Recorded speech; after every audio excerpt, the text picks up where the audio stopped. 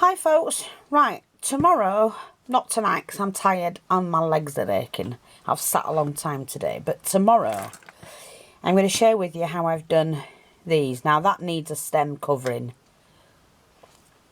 but they're made out of skewers and beads, and obviously your beads must fit the skewer. So you need beads with quite broad holes, skewers or some form of stick if you've got one like that shape. You know, like a skewer, I mean. Some feathers and a few flowers.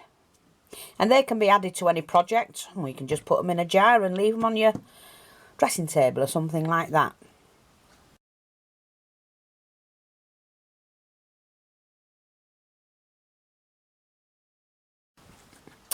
So that's what we're going to do tomorrow. So I hope you're going to come and join me for that. Thanks for watching. Take care and I'll speak to you all soon. Bye bye for now.